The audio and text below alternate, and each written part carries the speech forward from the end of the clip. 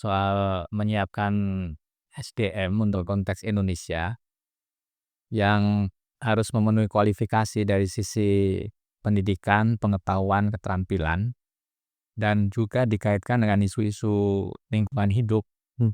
Dan tentu berkaitan erat juga dengan ide tentang pembangunan berkelanjutan.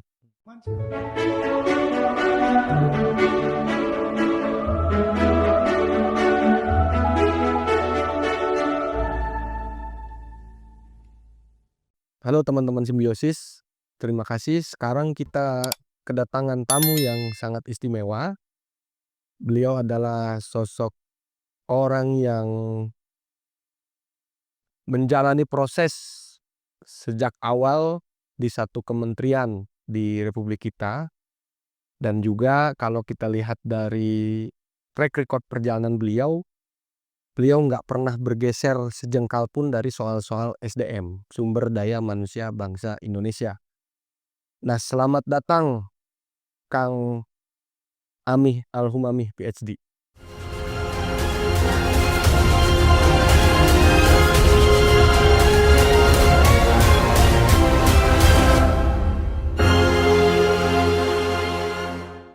Sebagai Deputi Bidang Pembangunan Manusia, Masyarakat dan Kebudayaan Badan Perencanaan Pembangunan Nasional atau Kementerian PPN ya Kang ya? Betul.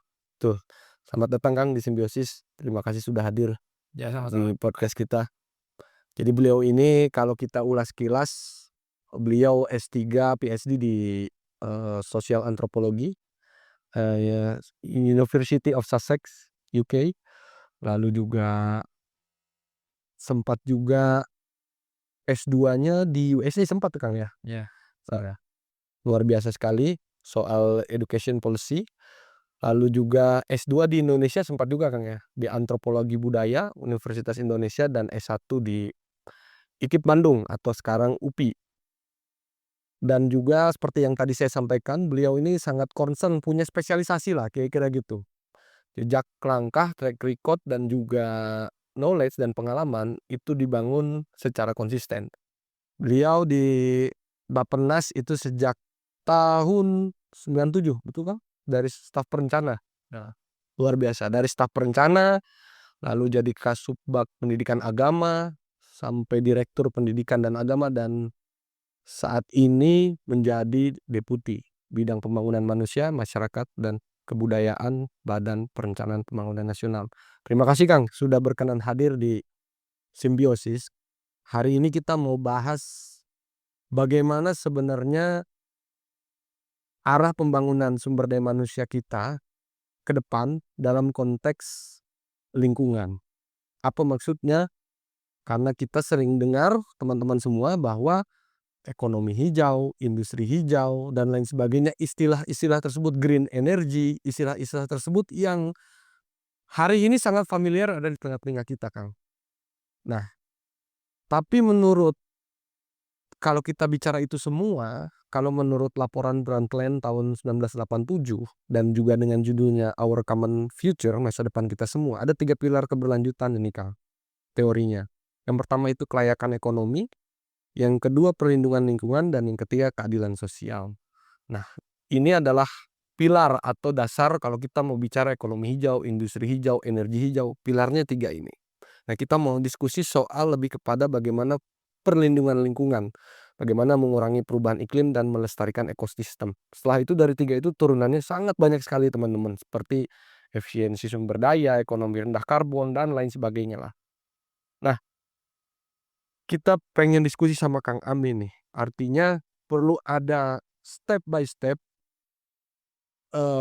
yang dibentuk dari sumber daya manusia kita memandang dan perlakukan lingkungan itu seperti apa. Nah, gimana Kang menurut Akang saat ini pemerintah memandang itu dan mempersiapkan itu untuk kita pada akhirnya, meskipun hari ini ibarat kata kampanye udah terus nih Kang, ekonomi hijau, green energy, pun juga praktikal di lapangannya. Industri masuk, semua sudah mulai melakukan itu, investasi asing dan segala macam. Tapi tidak ada salahnya kan tidak ada salahnya kita paralel mempersiapkan SDM kita. Menurut Akang seperti apa Kang, dan bagaimana yang akan dilakukan oleh pemerintah? Ya ini tema penting ya dan isu besar ya, soal menyiapkan SDM untuk konteks Indonesia yang harus memenuhi kualifikasi dari sisi pendidikan, pengetahuan, keterampilan, dan juga dikaitkan dengan isu-isu lingkungan hidup, dan tentu berkaitan erat juga dengan ide tentang pembangunan berkelanjutan. Dan kedua isu ini sesungguhnya juga menjadi perhatian dunia, dan kalau kita mengikuti SDGs ya, itu adalah esensi pokok agenda pembangunan global itu pada bagaimana di satu sisi kita harus meningkatkan kualitas penduduk dunia, manusia yang hidup di satu negara, yang kemudian nanti memperoleh penghidupan yang layak dengan mengembangkan ekonomi produktif, yang di pihak lain itu juga harus secara bersama-sama menjaga kelestarian lingkungan, merawat alam, dan itu yang dimaksud dengan agenda prinsip pembangunan berkelanjutan kalau kita cek di SDGs itu. Dan di situ sangat jelas ada pilar sosial, pilar ekonomi, pilar lingkungan itu, dan ada tata kelola. Yang menjadi tantangan di banyak negara termasuk Indonesia adalah bagaimana ini kan kita mengalami pertumbuhan penduduk yang sangat cepat ya.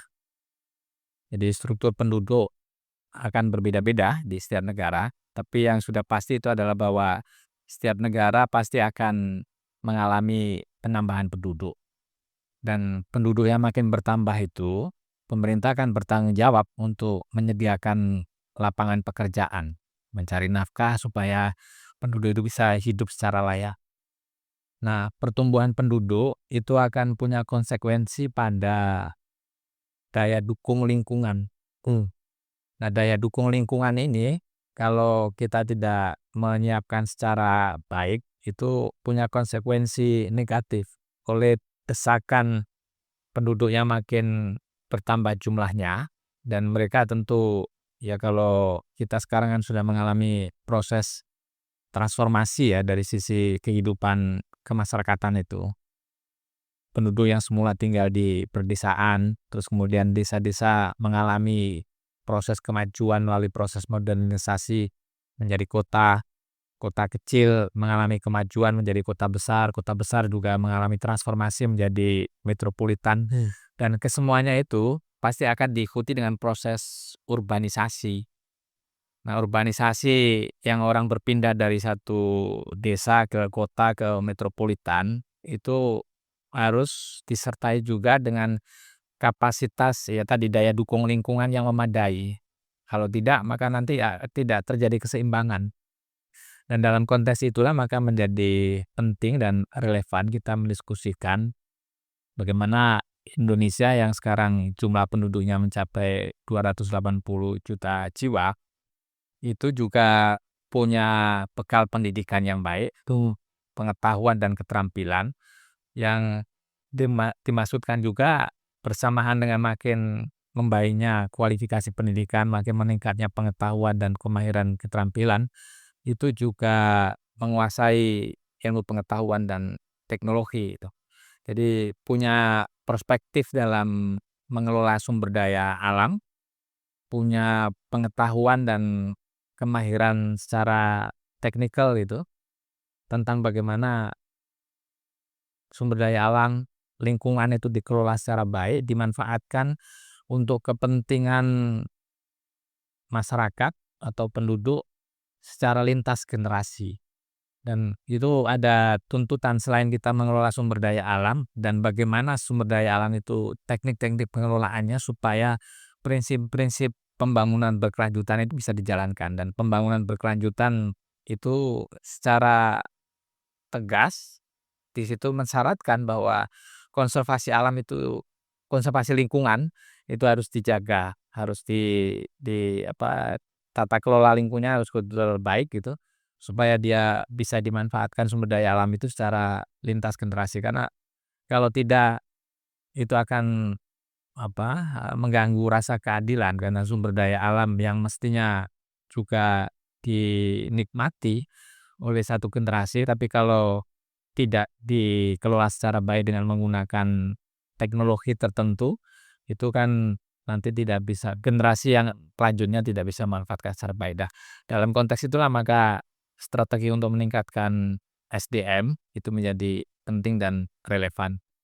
Di Bappenas itu selalu juga menautkan karena terutama ketika kita ketika kita melakukan rumusan, mendefinisikan apa sebenarnya implikasi-implikasi kebijakan yang harus harus harus disusun ketika kita menerapkan konsep pembangunan berkelanjutan. Kita menghadapi kerap disebut itu triple planetary crisis gitu. Jadi ada pemanasan global, ada perubahan iklim. Terus pemanasan global itu punya dampak yang sangat luar biasa kepada satu lingkungan dan juga nanti bagaimana setiap penduduk dalam komunitas itu terpengaruh oleh pemanasan global, oleh perubahan iklim dan kemudian sumber-sumber penghidupannya itu juga menjadi bisa berkurang, bisa mengalami penyusutan, bisa mengalami depletion gitu. Dan karena itu akan menjadi kualitas kehidupan itu menjadi tidak terjaga itu. Jadi krisis-krisis ganda seperti itu adalah akibat dari kita tidak punya kemampuan secara teknikal, secara pengetahuan mengelola sumber daya alam dan melestarikan lingkungan. Di sinilah letak penting, poin penting mengapa sumber daya manusia unggul dan menguasai ilmu pengetahuan teknologi supaya bisa mengelola lingkungan secara baik untuk kehidupan secara berkelanjutan gitu. Baik, terkait dengan ini Kang, tadi Akang kan menyampaikan bahwa, Bappenas, menganggap ini sesuatu hal yang penting dan utama, mengingat tadi soal dampak lingkungan itu efeknya bisa ke mana saja, soal, penghidupan yang layak, lalu juga kesempatan kerja, yang mana dampak pemanasan global dan iklim itu bisa merubah, eee, konteks-konteks pekerjaan-pekerjaan yang ada dan lain sebagainya, sehingga perlu SDM kita ini perlu dibekali dan diboboti pandangannya terhadap, eee, lingkungan hidup dan lain sebagainya.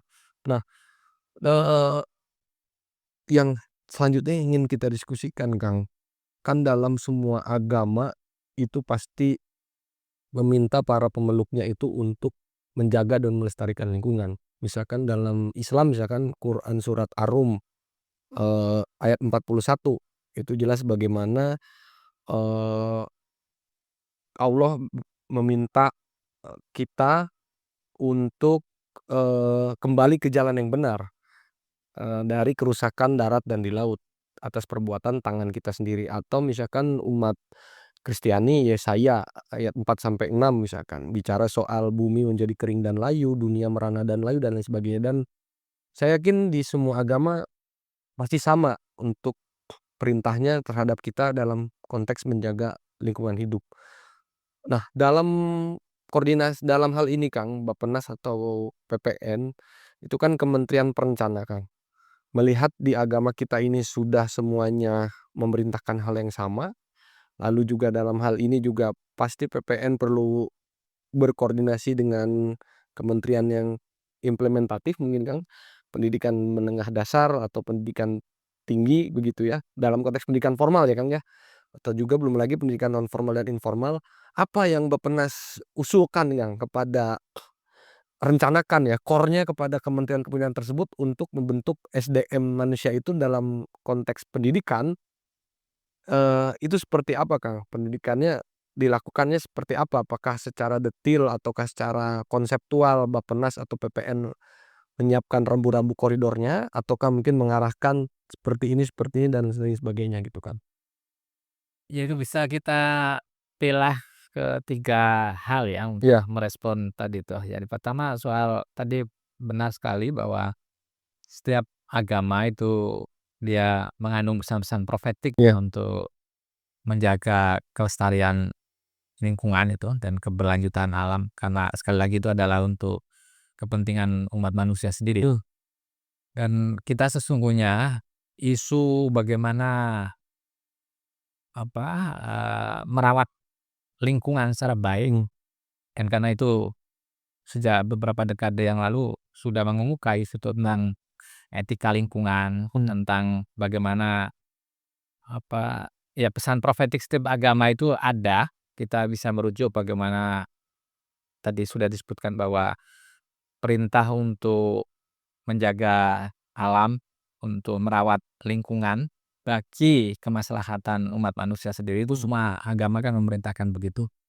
Nah, karena itu ini relevan dengan ide konsep pembangunan berkelanjutan dalam pengertian bahwa setiap warga negara, setiap orang, setiap penduduk dalam mengelola sumber daya alam itu harus disertai tanggung jawab, gitu.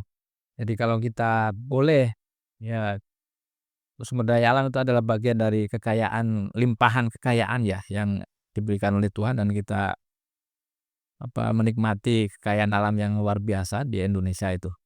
Nah, eksploitasi atau pengelolaan sumber daya alam itu disertai dengan, pertama, tidak boleh eksesif gitu. Jadi menimbulkan dampak kerusakan yang luar biasa, dan itu yang kemudian kita saksikan terjadi gitu kan. Di Kalimantan mengalami deforestasi, kalau kita cek ya di berbagai macam liputan atau juga mungkin berita-berita yang tersaji di beberapa yang Kalimantan yang seluas itu, dan semula dekade berapa itu 50-an dan 60-an itu masih rimbun, masih hijau itu, terus kemudian selang tahun 70-an mulai mengalami penyusutan, sudah mulai pengeringan, terus sudah kelihatan kan itu spot-spot yang di situ kelihatan bahwa hutan itu mengalami pengundulan tuh. Nah, yang seperti itu menunjukkan bahwa kita orientasi dalam mengelola sumber daya alam itu betul-betul, makanya kalau kita sekarang sudah mulai mengenal ide tentang ekonomi hijau, ekonomi biru, itu artinya bahwa kita harus mengoreksi strategi pembangunan kita yang semula misalnya ekonomi ekstraktif, industri ekstraktif itu. Industri ekstraktif itu betul-betul adalah mengeksploitasi tanpa menimbang keberlanjutan, gitu. Nah, karena itu maka menjadi penting di sini supaya pendekatannya itu tidak industri ekstraktif, adalah dengan memperkaya, membekali diri dengan pengetahuan, dengan teknologi, gitu.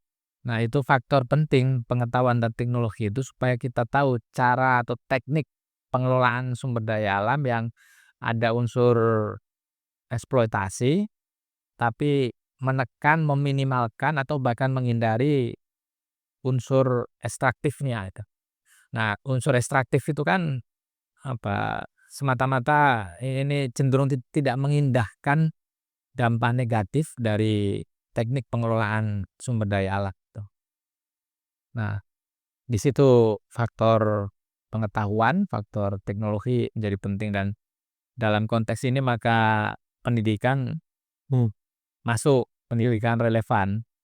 Nah, mengapa setiap orang harus diberi kesempatan untuk, dan harus memperoleh kesempatan menempuh pendidikan supaya wawasannya luas, pengetahuannya bertambah, keterampilan dan kemahiran yang sifatnya teknikalitis tadi itu juga makin kaya gitu. Sehingga kalau menguasai ilmu pengetahuan teknologi dan ada inovasi, maka dia bisa menggunakan semua alat perangkat lunak tadi itu ketika kemudian mengelola sumber daya alam, kekayaan alam dan lingkungan. Dan karena itu maka dari sisi perencanaan kita menyusun setiap penduduk Indonesia harus menempuh pendidikan setinggi-tingginya. Nah, kita mulai untuk mengenalkan saya wajib belajar 13 tahun. Itu dalam pengertian setiap penduduk umur, dan ini dimulai 1 tahun prasekolah, artinya PAUD gitu, untuk menyiapkan anak-anak penduduk Indonesia itu lebih matang untuk menempuh pendidikan formal. Jadi 1 tahun PAUD, setidaknya 1 tahun maksudnya. Dan kemudian 12 tahun itu pendidikan dasar dan juga pendidikan menengah. Dan kalau itu bisa dijalankan secara baik, maka penduduk memperoleh kesempatan lebih terbuka, lebih luas untuk mengikuti jenjang pendidikan setidaknya sampai sekolah menengah. Itu dimaksudkan supaya memperoleh pengetahuan paling dasar. Jadi kalau hanya sekolah dasar, SD atau MI atau SMP, madrasah sanawiyah kan tidak cukup. Tapi kalau bisa berlanjut sampai ke sekolah menengah, SMA, SMK atau madrasah aliyah, maka setidaknya ada pengetahuan esensial, keterampilan-keterampilan tertentu yang jika misalnya sangat terpaksa tidak bisa melanjutkan pendidikan tinggi, itu relatif sudah punya bekal yang minimal gitu. Nah, untuk itu maka juga tetap diberi didorong untuk melanjutkan ke pendidikan tinggi.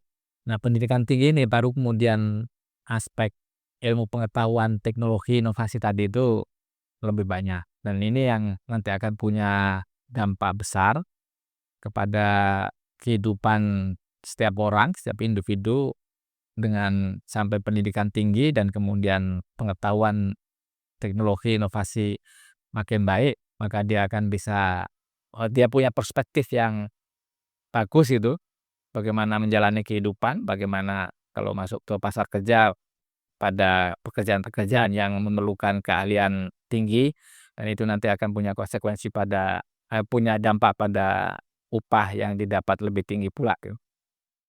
Nah, dalam konteks inilah maka relevan karena isu tadi kerusakan lingkungan tadi krisis berlipat tadi itu, perubahan iklim, pemanasan global, terus biodiversitas yang juga mengalami